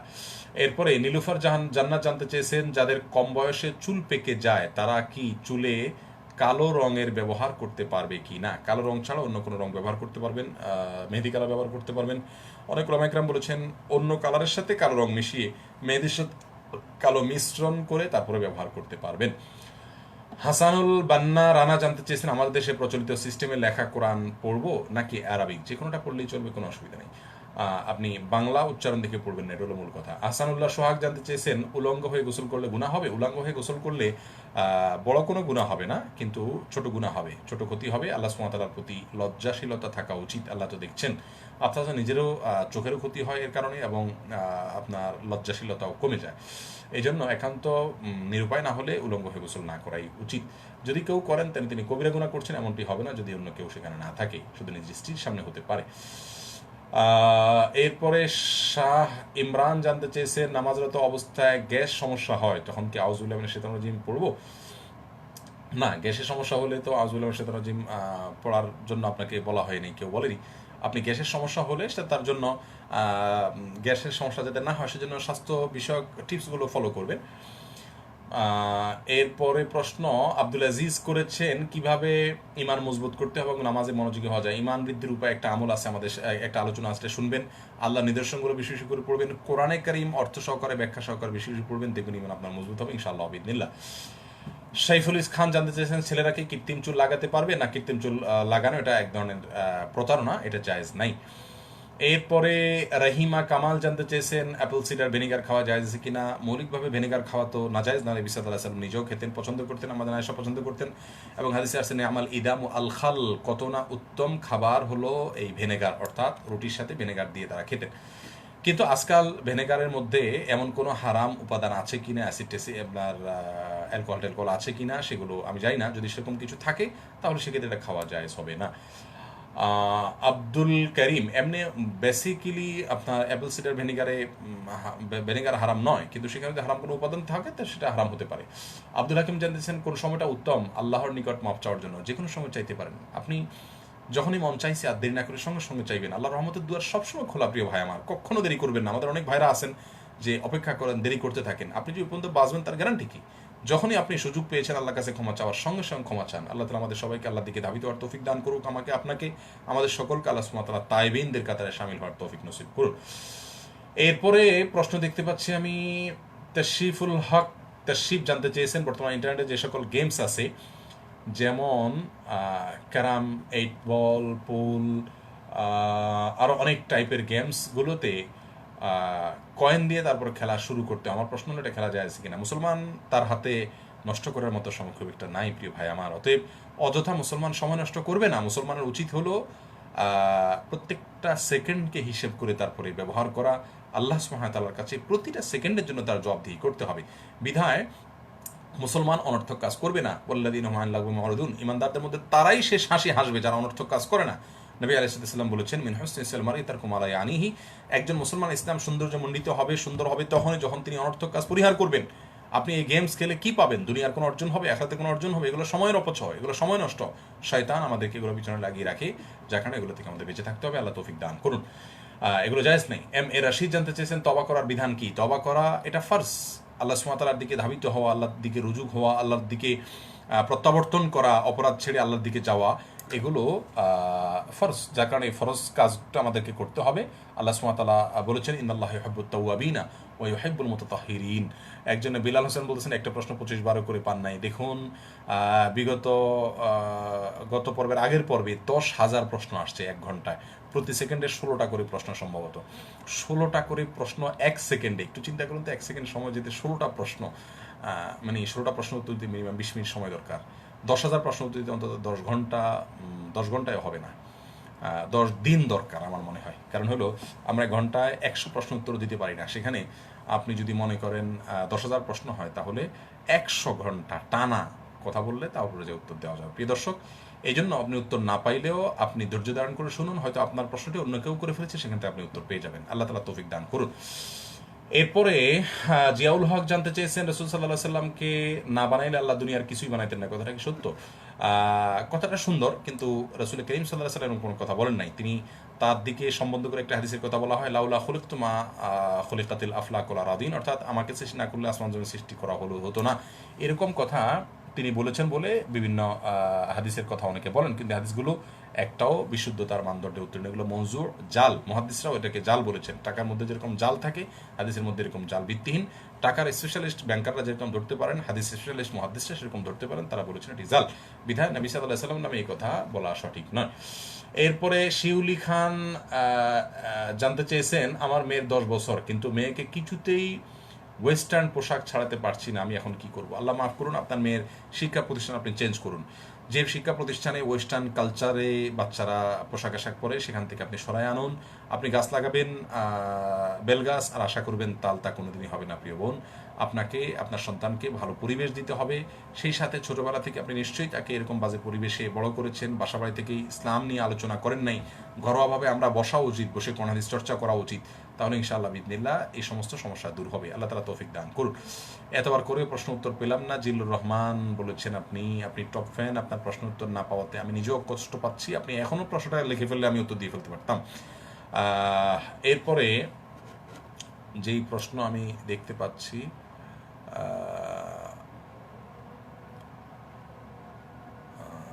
মারজানা লিমা জানতে চেয়েছেন যে সূরা কাহাফের প্রথম 10 আয়াত বা শেষ আয়াত কখন পড়তে হবে? সূরা কাহাফের প্রথম 10 আয়াত পড়লে দাজ্জাল ফিতনা থেকে আল্লাহ তাআলা হেফাজত রাখে, এটা যে কোনো সময় আপনি পড়তে পারেন। হুমায়ুন কবির জানতে চেয়েছেন, রমজানের দাঁড়িয়ে তারাবি পড়তে আমার কষ্ট হয়, আপনি বসে পড়বেন, কোনো অসুবিধা নেই। সফওয়ান আমিন, প্রশ্নগুলো আমি সরাসরি দেওয়ার চেষ্টা করছি, তাও পারছি না, খুব দ্রুত চলে যাচ্ছে। আবরার তো সালাম দিয়েছেন, ওয়ালাইকুম আসসালাম। জুমার নামাজের পর কি একসাথে মোনাজাত করা যাবে? না, আমরা জুমা হোক আর পাঁচ ওয়াক্ত হোক যার যার দোয়া শেষে করবো। একসাথে মোনাজাত পাঁচ ওয়াক্ত সালাতের পরে করা সুন্নাত সম্মত নয়। রাসূল আকরাম সাল্লাল্লাহু আলাইহি ওয়াসাল্লাম কখনো করেছেন বলে প্রমাণ পাওয়া যায় না। এরপরে মুসা আলাইহিস সালামের সাথে হুজুর দেখুন, আমি প্রশ্ন উত্তর দিতে পারছি না, বৃষ্টির মতো প্রশ্ন আসছে আর চলে যাচ্ছে। চেষ্টা করছি যে সরাসরি আপনাদের প্রশ্ন উত্তর দেই। সাধারণত আমার অফিস থেকে তারা সিটে আমাকে প্রশ্ন দেন, কিন্তু সেটা না করে সরাসরি করতে চাচ্ছি, হচ্ছে না। বেতের নামাজ নিয়ে সংক্ষেপে বলুন ইয়াকুব হোসেন। আচ্ছা, আমি এখান থেকে দেখছি। এমনি শহীদ আলম জানতে চেয়েছেন, আমি কাজ করে টেলিভিশনে ওয়াটার পাম্প, ফ্যান ইত্যাদি মেরামত করি, এই কাজ করা বৈধ হবে কিনা? হ্যাঁ, জায়েজ হবে। আপনি যে কাজ করছেন বেসিকভাবে ওই কাজটা কোনো অন্যায় কাজের সহায়তা নয়, ইনশাল্লাহ জায়েজ হবে। আর এরপরে হুমায়ুন কবির জানতে চেয়েছেন, রমজানে দাঁড়িয়ে তারাই পড়তে আমার অনেক কষ্ট হয়। মাশাআল্লাহ, এটা আমি তো এখানে দেখলাম, এখানে উত্তর দিলাম। কসর সালাত কখন আদায় করবেন? যখন সফরে যাবেন তখন, সফর বলতে 60, 70, 75 কিলোমিটার দূরত্ব গেলে তখন আপনি পথে পড়বেন। আর যেখানে গেছেন সেটাও যদি আপনার স্থায়ী গন্তব্য না হয়, সেখানে গিয়ে আপনি কসরের নামাজ পড়বেন। এরপরে নূরি জান্নাত জানতে চেয়েছেন, মৃত সন্তানের নামে কি আরেক সন্তানের নামকরণ করা যাবে? হ্যাঁ, করা যাবে, কোনো অসুবিধা নেই। আমরা অনেকে কুসংস্কারচ্ছন্নতার কারণে হয়তো মনে করি মৃত সন্তানের নামে অন্য সন্তানের নামকরণ করা যাবে, এটা ভুল ধারণা। মেয়েদের ফেসবুক পড়ানো জায়েজ আছে কি না একজন জানতে চেয়েছেন। আসলে ফেসবুক মেয়েদের সাথে ছেলেদের সাথে সম্পর্ক না, সবাই ফেসবুকে ইউজ করতে পারবেন, তবে মেয়েরা ফেসবুকে এসে ছেলেদের আইডিতে ঢোকা, ছেলেরা মেয়েদের আইডিতে ঢোকা এবং সেখানে গিয়ে কমেন্ট করা, এগুলো কোনো ভালো জিনিস না। সেগুলো থেকে আমাদের বেঁচে থাকার চেষ্টা চালাতে হবে, অব্যাহত রাখতে হবে। আল্লাহ তাআলা আমাদেরকে হেফাজত করুন, হেদায়েত দান করুন। এমডি মাজদারুল ইসলাম জানতে চাচ্ছেন, দুধের বাচ্চার প্রসাব লেগে গেলে কাপড় নাপাক হবে কিনা? শুধু দুধ যদি খায় আর ছেলে সন্তান হয়, তাহলে ওইটার উপর শুধু পানি ছিটা দিলে পাক হয়ে যাবে ইনশাআল্লাহ। আর অন্যগুলোর ক্ষেত্রে ধুইতে হবে, ওই জায়গাটা ধুয়ে ফেললেই চলবে ইনশাআল্লাহ। আবদুল্লাহ আল সিয়াম জানতেছেন, ক্যাফেনে খাওয়া যাচ্ছে কিনা? আপনি কি খাচ্ছেন এটা হলো মূল বিষয়, কোথায় খাচ্ছেন এটা মূল বিষয় নয়। সূরা কাফ সবসময় তর্জমা সহ শোনা যাবে কিনা? হ্যাঁ, যাবে, কেন যাবে না।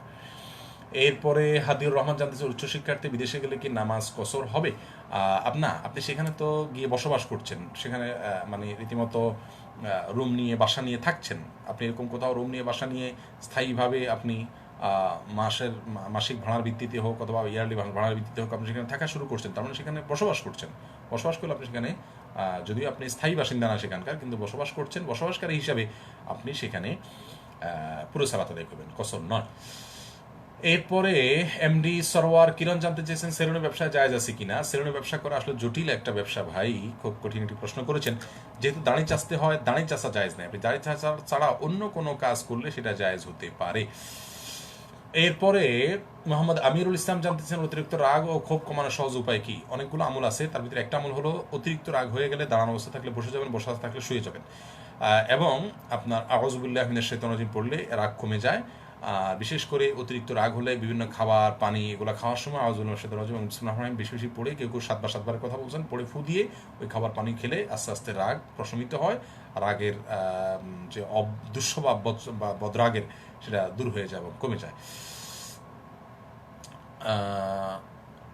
এরপরে আপনার আমাকে যারা ইয়েতে প্রশ্ন দিচ্ছেন শিটে, তারা আর প্রশ্ন দিয়ে না, মেহরবানি করি। আমি দেখি সরাসরি কিছু প্রশ্ন উত্তর দেবো ইনশাআল্লাহ।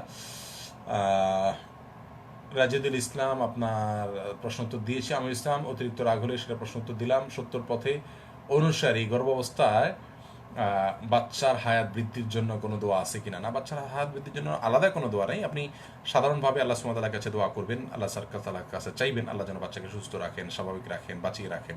সাধারণভাবে দোয়া করবেন। সাদকা, যদি মুসিবত অনুভব করেন, তাহলে বিপদ অনুভব করেন, তাহলে সাদকা করবেন, ইস্তেগফার করবেন, দোয়া ইউনুস পড়বেন, ইনশাআল্লাহ তাআলা হেফাজত করবেন।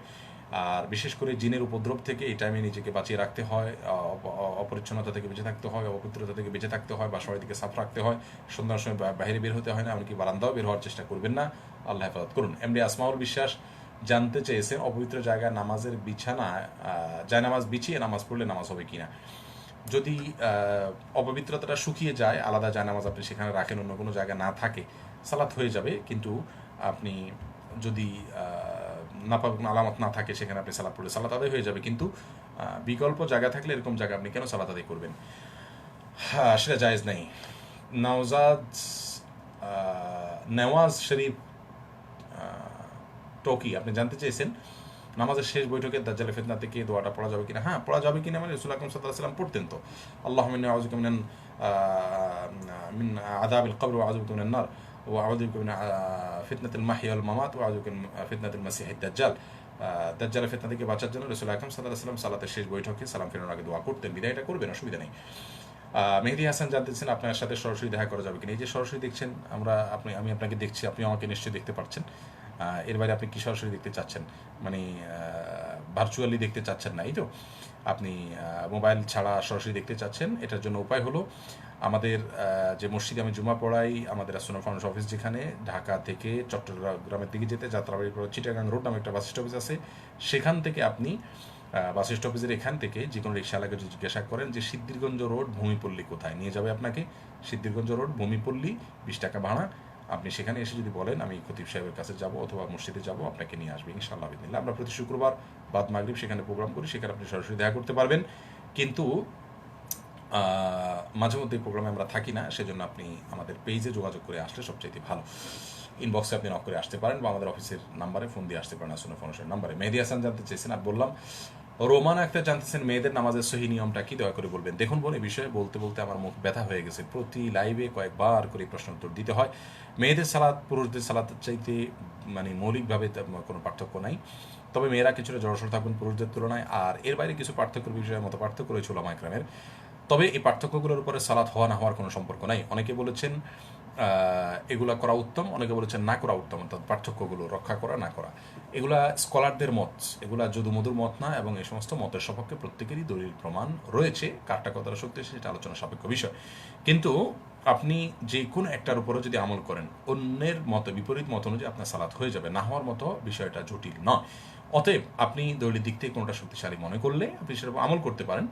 আর আপনি যেটা করছেন, যেটাই করুন না কেন, আপনার সালাত না হওয়ার মতো এটা কোনো বড় কোনো সমস্যা নয়, বিধায় সেরকম কোনো করবেন না। আরিফুল ইসলাম জানতেছেন হজে কি পুরো সফরতে সালাত কসর করতে হবে? জটিল প্রশ্ন। হজে আমরা এক জায়গাতে যেহেতু লম্বা সময় থাকি না, অতএব আমাদেরকে কসর করতে হবে। আর যদি আপনি কথা মক্কাতে একই হোটেলেই আপনি অবস্থান করছেন লং টাইম, হানাফি মাযহাব অনুযায়ী 15 দিনের বেশি যদি আপনি থাকার নিয়ত করেন, তাহলে সেখানে আপনি মুসাফির নয়, মুকিম ধরা হবে। সেক্ষেত্রে আপনি পুরো সালাত আদায় করবেন। আর সাধারণত আমরা ইমামের পিছনে পড়লে তো পুরো সালাতই পড়ব। শারমিন আক্তার জানতে চেয়েছেন পর্দা করি, নামাজ পড়ি, কোরআন পড়ি, তাস খেলা জায়েজ কিনা। জাহিদুল ইসলাম জানতে চেয়েছেন না, জায়েজ নাই। বিয়ের জন্য কোনো দোয়া আছে কিনা জানতে চেয়েছেন এক ভাই। বিশেষ কোনো দোয়া নাই, তবে ওই যে সূরা ফুরকান 14 নম্বর আয়াতের শেষ অংশ পড়তে পারেন। আতিকা বোন আতিকা প্রশ্ন করেছেন, আপনার প্রশ্নটি চলে গেল। এরপরে আমি দেখতে পাচ্ছি ফজর নামাজের সিজদা দিয়ে সব ধরনের দোয়া করা যাবে কিনা জানতে চেয়েছেন। হ্যাঁ, যে কোনো দোয়া করতে পারবেন, তবে ফরজ নামাজে কোরআন হাদিস বর্ণিত দোয়া করাই হলো নিরাপদ। আর নবী সাল্লাল্লাহু আলাইহি সাল্লাম বলেছেন ফাকফিরু আদ-দুআ, তোমরা সিজদা গেলে আল্লাহর কাছে বেশি করে দোয়া করো। সহিহ মুসলিম হাদিস রয়েছে। সব রাত পালন করা কি জায়েজ আছে? এছাড়া পালনের কিছু নাই এখানে। আসলে এ রাতে বিশেষ কোনো আমল বিশুদ্ধ হাদিস দ্বারা প্রমাণিত নয়, তবে আল্লাহ তাআলা সাধারণ ক্ষমা ঘোষণা করেন, এটুকু ফজিলত রয়েছে। এমনি সুলতান আহমদ জানতে চেয়েছেন প্রতিদিনের মতো আজও হতাশ ইসলাম প্রিয় শেখ, আজও উত্তর দিলেন না। হ্যাঁ ভাই, আপনার কমেন্ট আমি পড়েছি, কিন্তু আপনি প্রশ্নটা লিখে ফেললে উত্তরটা দিয়ে বলতে পারতাম। সরকারি চাকরির জিপি ফান্ডের সুদের টাকা হালাল হবে কি না? না ভাই, হালাল হবে না। কাজী আচ্ছা, এরপরে আল্লাহ নিরাপদ নামে ডাকে কোনো নির্দিষ্ট নিয়ম আছে কিনা? না, আল্লাহ নিরাপদ নাম ডাকার নির্দিষ্ট কোনো নিয়ম নেই। অনেক ভাইরা অনেক সংখ্যা নির্দিষ্ট করে দেন যে এতবার করে এই নাম ডাকলে এই উপকার হবে, এরকম কোনো কথা কোরআন হাদিসে কোথাও বলা হয়নি। এগুলো আমাদের নিজেদের বানানো। মেয়েরা একামত দিতে পারবে কিনা? শেফুদ্দিন আহমদ, না, ছেলেরা দিবে একামত। নীলুফার, এমনকি ইমাম নিজে একামত দিতে পারবে। জেনা থেকে বেঁচে থাকতে কি করবেন? জেনার কাছেও যাবেন না, যেখানে গেলে জেনা হয়, যার সাথে কথা বললে জেনা হয়, যার সাথে সম্পর্ক রাখলে জেনা, তার সাথে সম্পর্ক টোটালি ছিন্ন করে ফেলবেন। সবরাতের রোজার বিধান কি বলেছি সুন্নাহ সম্মত নয়। অনেকবার প্রশ্ন করে উত্তর পাইনি, একদম জানতে চেয়েছেন। প্রশ্নটা করে ফেললে তো হয়ে যেত। সিরামিক মগে মানুষের ছবি প্রিন্ট করা যায় কিনা? না, জায়েজ নাই, গুনাহের কাজ। রোজার মাসে যদি হায়েজ বন্ধ রেখে কোনো মেয়ের পিতার অনুমতি ছাড়া তাকে বিয়ে করা যাবে কিনা? না করাই হলো অধিক নিরাপদ। নামাজ সালাম থাকার আপনাকে শুনবো না, দেখবো না। হায় হায় ভাই, আপনি অনেক মনে কষ্ট পেয়েছেন, আমি খুব লজ্জা পাচ্ছি। আপনারা এভাবে বলবেন না। জালিমকে সহায়তা করা, রাসূলের বংশধর এবং আলেমরা হলো আওলাদ রাসূল, না, এটা কমন কোনো কথা নয় ভাই। সৌজুদার নিয়মটা বলবেন। সেজদা সাহুর দুইটা নিয়ম আমরা বলেছি। আমি একেবারে শেষের দিকে সংক্ষিপ্ত এক কথা উত্তর দেওয়া যায় এরকম প্রশ্নগুলো শুধুমাত্র দিচ্ছি। আকিকা দিয়েছে কিনা বাবা মা বলতে পারছি না, 2বার আকিকা দেওয়া যাবে কিনা। সন্দেহ থাকলে দিতে পারেন, 2বার দিবেন না। একবার দিয়েছেন নিশ্চিত হলে আর দেওয়ার দরকার নাই। গাড়ির জাকাত কিভাবে দিব? গাড়ি যদি আপনি কেনা বেচা করেন তাহলে এটা মূল্য ধরে ওটার উপর জাকাত দিতে হবে। যদি কেনা বেচা না করেন, মূলত ভাড়ায় খাটান, তাহলে ভাড়ার যে টাকাটা, রেন্টের টাকাটা কালেক্ট হয় ওইটার উপরে আপনি জাকাত দিবেন। মূল গাড়ির জাকাত দিতে হবে না। এরপরে জিপিএফ ফান্ড জায়েজ কিনা আমরা বলেছি ফান্ড না জায়েজের কিছু না, কিন্তু ফান্ড থেকে যে সুদ আসে এটা জায়েজ নাই। কোরআন মাজিদ দের সূরার 10 নম্বর আয়াত মুখস্থ করা। টকশোতে বেপর্দা মেয়ের সাথে কথা বলা যায় কি?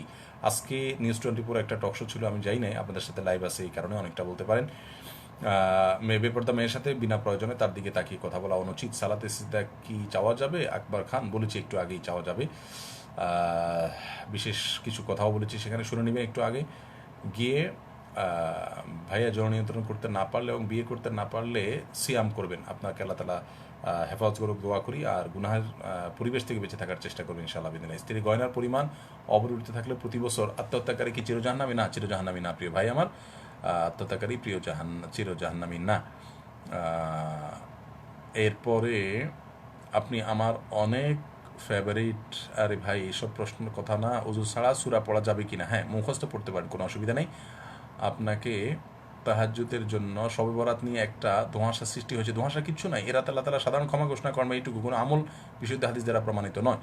আমি শাহাদাতের মৃত্যু কৃত্রিম চুল লাগিয়ে নামাজ পড়লে নামাজ হবে কিনা? নামাজ হয়ে যাবে, কিন্তু কৃত্রিম চুল চালানো গুনাহের কাজ।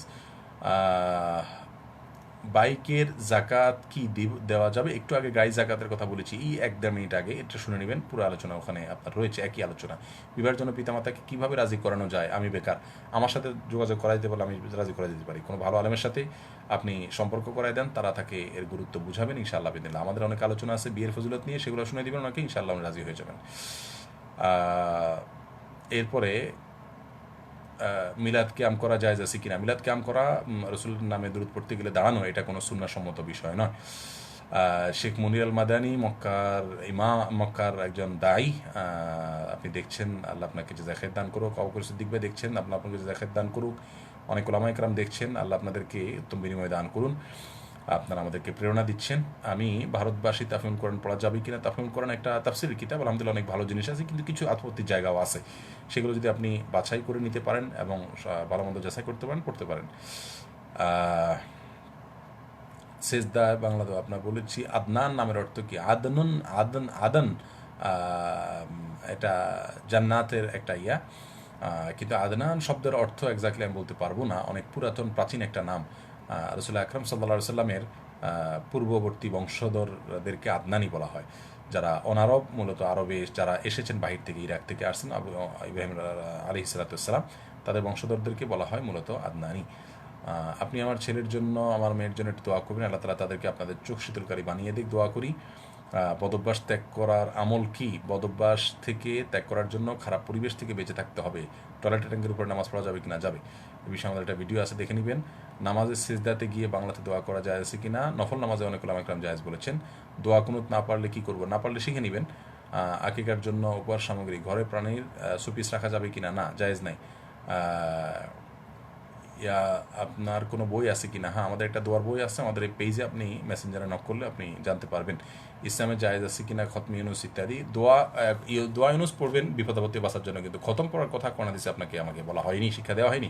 ঘুমের ব্যাঘাতের কারণে স্ত্রী স্বামীর সাথে ঘুমায় না, আল্লাহ মাফ করুক। এটা যদি হয় তাহলে স্বামীরও উচিত সংশোধন করে নেওয়া, কারণ বেচারে না ঘুমাতে পারলে তার কাজ কীভাবে করবেন।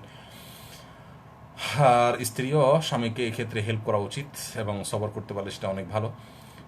উভয়কেই ছাড় দিতে হবে এবং সংশোধনের দিকে যেতে হবে। যারা বিয়ে করতে পারে না তাদের জন্য সিয়াম রাখবেন, তারা রোজা রাখবেন, সবর করবেন। আমি যদি না বুঝে, প্রিয় দর্শক, আমরা আসলে এভাবে প্রশ্ন উত্তর সারা রাত দিলেও আপনাদের প্রশ্ন উত্তর শেষ হবে না। আল্লাহ তাআলা আমাদের সবাইকে ভালো রাখুন, সুস্থ রাখুন। আপনাদেরকে একটা সুসংবাদ জানিয়ে শেষ করি, সেটা হলো আগামীকাল শনিবার আমরা লাইভে থাকছি না, এরপরের দিন রবিবার আমরা আবার লাইভে আসছি ইনশাআল্লাহ। আপনাদের সবাইকে দাওয়াত দিচ্ছি, আপনারা সবাই লাইভে আসবেন, উপভোগ করবেন। আমাদের মিষ্টি মিষ্টি বেবিদের সাথে আমাদের কথা হবে ফোনে, আমাদের সাথে তাদের সাথে ইনশাআল্লাহ বিদিনিল্লাহ আপনার ভিডিও কনফারেন্স হবে। তাদের সাথে মোবাইলে আমরা কথা বলবো, আমি ভিডিওতে থাকবো, তারা ফোনে কল করবেন, তাদের সাথে কথা বলবো। এবং বেবিরা যারা আছেন, বেবির বাবা মারা যারা আছেন, তাদেরকে আগে থেকে বলছি বাচ্চাদেরকে শিখিয়ে রাখবেন কোনো একটা দোয়া, কোনো একটা সূরা, কোনো একটা ইসলামী সঙ্গীত তারা যেন আমাদেরকে শোনাতে পারে। লাইভে এসে আমরা তাদের জন্য দোয়া করবো ইনশাআল্লাহ বিদিনিল্লাহ। আগামী রবিবার অর্থাৎ কাল বাদে পরশু আমরা ইনশাআল্লাহ একই সময় বাংলাদেশ সময় সন্ধ্যা 7টা থেকে 8টা পর্যন্ত 1 ঘন্টা আমরা বাচ্চাদের সাথে লাইভে থাকবো। আপনারা সবাই বাচ্চাদের মিষ্টি মিষ্টি কথাগুলো শোনার জন্য লাইভে আসবেন, সেই সাথে তাদের জন্য আমরা কিছু নসিহা পেশ করবো। আর বড়দের উদ্দেশ্য কিছু কথা সাথে পাশাপাশি থাকতে পারে। আল্লাহ তাআলা আমাদের সবাইকে ভালো রাখুন, সুস্থ রাখুন। করোনা ভাইরাসের ভয়াবহতা থেকে আমাদের দেশকে আল্লাহ হেফাজত করুন। আমাদের দেশের নেতাদেরকে, মিডিয়া যারা কাজ করছেন তাদেরকে, সর্বস্তরে যারা কাজ করছেন আমাদের সকলকে আল্লাহ তাআলা হেদায়েতের পথে আসার তৌফিক দান করুন। আমাদের সবাইকে আল্লাহ তাআলা সংশোধনের তৌফিক নসিব করুন। প্রিয় দর্শক, আজকে আর তাহলে কন্টিনিউ করতে পারছি না, আজকের মতো বিদায় নিচ্ছি। দেখা হবে, কথা হবে ইনশাআল্লাহ বিদিনিল্লাহ আগামী রোববার বাচ্চাদের প্রোগ্রামে, বুধবারে যুবকদের জন্য স্পেশাল প্রোগ্রামে, যুবক যুবতী তরুণ তরুণী তাদের জন্য স্পেশাল প্রোগ্রামে আপনাদের সে কোনো জায়গার জানা বিষয়গুলোকে, জিজ্ঞাসিত বিষয়গুলোকে নিয়ে আমরা কথা বলবো। আল্লাহ তাআলা সবাইকে সে পর্যন্ত ভালো রাখুন, সুস্থ রাখুন। আসসালামু আলাইকুম ওয়া রাহমাতুল্লাহি ওয়া বারাকাতুহু।